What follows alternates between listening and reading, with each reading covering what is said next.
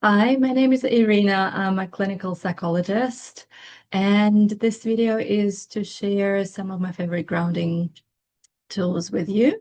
These are the tools that I use the most with my clients. Just want to make a note that I am not here to market or endorse any specific product. So any particular items that you see used in this video, you can use the same item or something similar. I'm not tied to any particular brand or product. The grounding exercises that I'm going to show you can be used in various circumstances. Most of them are quite quick and you can find a way of doing them in any environment. Generally, the goal with grounding is to help you break out of a cycle of rumination, so repetitive negative thoughts, help you cope with an intense moment of emotional distress, and grounding allows you to come a bit more into the present moment. And also, grounding tools are often used if you tend to dissociate quite a lot. And again, they tend to help you come back and be more present in the moment. So we'll start with different techniques that you can use around movement and body-based grounding. Any specific and intense movement can be helpful, particularly to interrupt a negative ruminative cycle. But I would just like to say, as with anything that I'm going to show you today, just try it out. And if it feels uncomfortable or if it makes you feel worse for whatever reason, just don't do it. It may not be for you. Perhaps try a few different options, and then most people typically tend to land on 2 or 3 specific tools or activating a particular sense that makes more sense to them and their brain and their nervous system. So if something doesn't feel right to you, feels uncomfortable, then please feel free to skip that and try something else. Because especially with body-based exercises, going too deep or too much into the body for some people with histories of trauma can feel quite uncomfortable. And on that note, again, if you know that you have a history of complex trauma and anything that I say you may find distressing or uncomfortable, please make sure to look after yourself and talk to a trusted friend or a therapist if you have one. So let's continue with movement. We can use quite intense and firm movement in short bursts, or we can use slow and gentle movement, and it really depends on what your nervous system needs in any particular moment. So basic grounding techniques often start with placing your feet on the ground. You may want to take your shoes off and just noticing the sensation of the feet on the ground and feeling that you're becoming connected to something, that the earth, the ground is supporting you. And taking your shoes off and noticing the surface of the floor, or if you can do it outside, that's even better, just noticing the texture underneath your feet and paying attention to the sensory experience and to the experience of being grounded and placing your weight on both of your feet. You can use acupressure mats to stand on or pillows, things like that for a more intense sensory experience, if that's something that you might enjoy. So you might want to do a gentle walk, making sure that you're mindful of each step that you take and the way that you're transitioning your weight. Balancing is another very quick and effective tool to bring you out of emotional distress or out of a cycle of overthinking. So balancing may look like simply standing up wherever you are, and you could practice a tree pose, which you cannot see my legs, but essentially lifting one of your legs up and balancing on one foot and then switching sides. If you have a balancing board, and you can use one of those, they're very, very good. To make balancing on one foot more intense, you can try closing your eyes. You can try gently moving your head and changing the direction of your gaze to make it a little bit more difficult for yourself. Bouncing balls, things like that, can also be a good addition to the balancing exercises.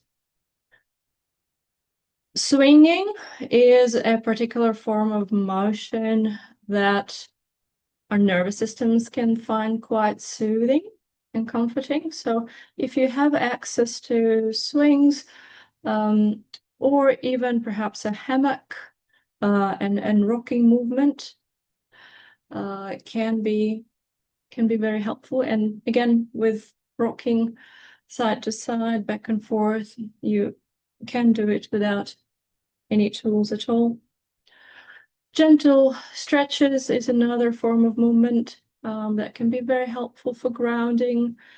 It's important to pay attention, particularly if you're stretching your neck, for example. One of the exercises is to look as far to the right as you can, and then just very, very slowly moving your head in the opposite direction, and then looking all the way to the left, and just very, very slowly returning to the center, making sure that you're doing this in a nice, gentle, and slow way. And please do stop if you feel any discomfort. Other helpful exercises are press-ups or push-ups, where you engage the entire body. So depending on your level of physical ability and mobility, you may want to try press-ups against the wall, just simply placing both hands on the wall and making sure that you're engaging your core, your arms, as well as your glutes and your legs and feet. You could do press-ups against a table, against a chair, really, or just simply push-ups off the ground, whatever works for you. The important part is doing it slowly and making sure that you engage as much of the body as possible, and try to stay mindful of your breath at the same time. Now let's move to the next form of grounding that I'm going to talk about, which is auditory, or sounds. So we can use sound to help us ground. And that involves both producing sounds or listening to sounds. So vocalizing in different ways can be very grounding and soothing to our nervous system. It also makes it quite difficult to think about anything else when you're focusing on doing a specific vocalization. So by vocalizing, I mean, we can use specific phrases or words such as right? Or any word, even calm, humming, a tune that you enjoy, maybe something that would be a little bit funny, can be helpful. Another vocalization that is often used is VU, so making the sound V and O together. Vo.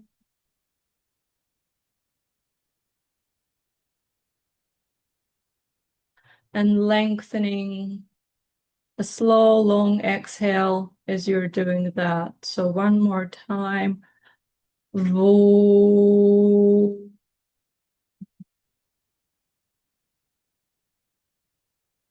And as you're doing that, you can pay attention to the vibration that you're experiencing, the vibration of the sound as you're making it. And just being mindful and attending to that. These types of exercises can also help you regulate your breathing as you're doing that. So that's also why they're quite helpful. It doesn't matter in particular which sound you choose to make, whether you're singing or humming or you're repeating one syllable or one word. It's more about slowing it down, consistency, listening, noticing the vibration and noticing how your breathing changes as you're doing this.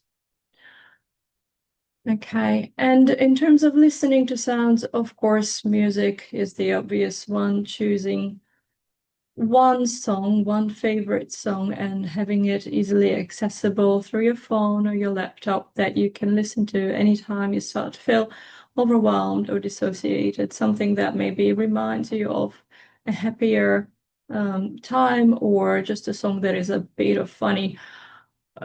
And that would probably be quite different in its tonality and emotionality and pace compared to the state that you're trying to move away from or shift away from, right? So if your pattern is often being stuck in negative thoughts and feeling quite anxious, you might choose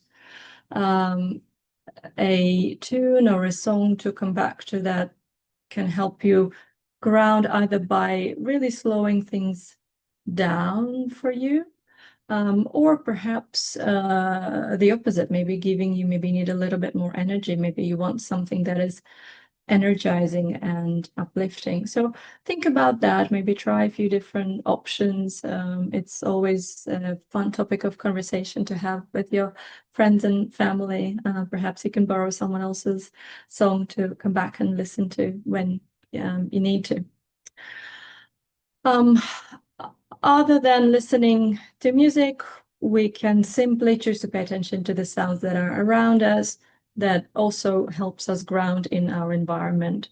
So just simply taking a moment to listen to anything that you can hear in the room that you're in, and even outside the room, outside the building, noticing the sounds, trying to locate where that sound is coming from, which direction that sound is coming from.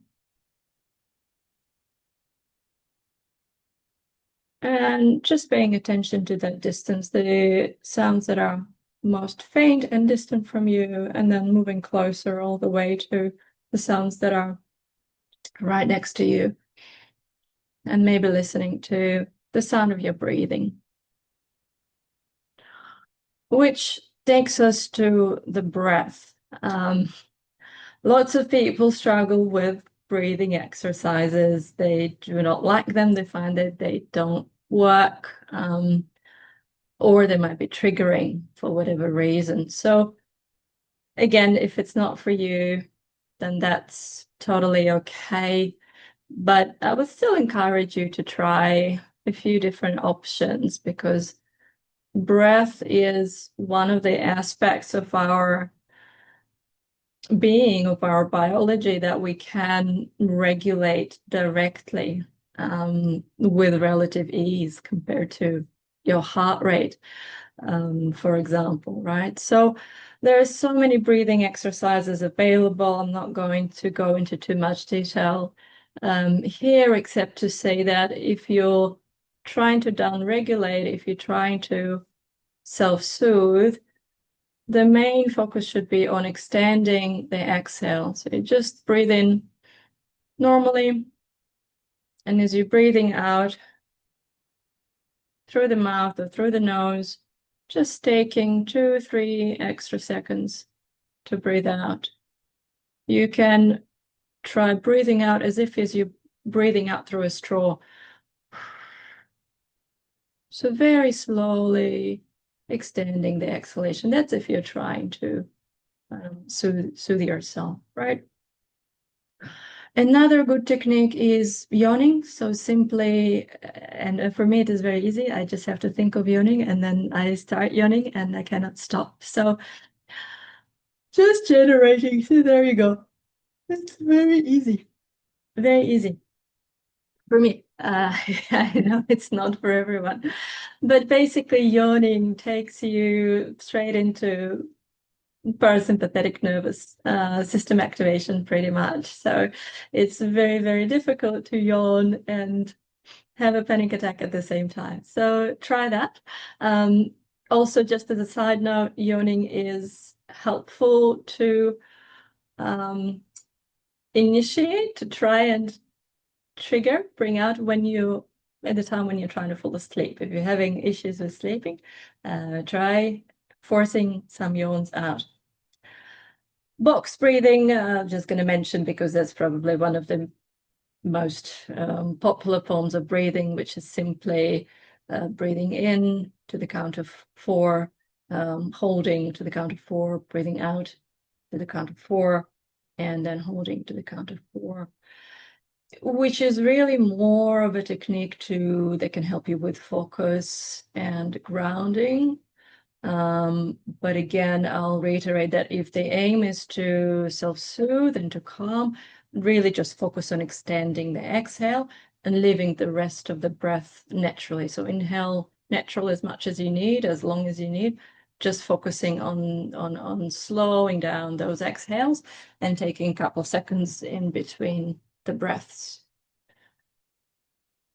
And finally, in the breathing, I will mention physiological sigh. Again, there's lots of other resources that you can go to if you want more information on physiological sigh.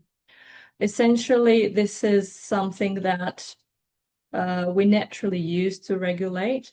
And let's say if you've been doing lots of crying, or if you have a child and they've been crying for some time, and then afterwards they're starting to settle and self-soothe, you can see them taking this very particular form of breath, which often looks like a couple of short inhales through the nose and then an out breath through the mouth. Yeah, so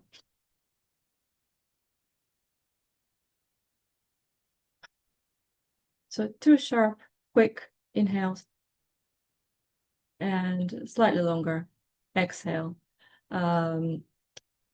Very, very useful, again, to manage big emotions, big distress. Moving on, let's talk about taste, right? So that's one that probably is less commonly used for grounding, but is still very effective. Probably more of an emergency tool, but if you do get very strong emotions that you need help coping with, taste can be a good one. And I don't mean eating as such or comfort eating, but it is using strong taste and strong sensations, again, to get you out of whatever negative cycle that you're in. So taste, lots of different options. You could use sour or bitter, so lemon, for example, just simply squeezing some lemon or lemon juice on your tongue, a little bit of that, just a little bit, not too much.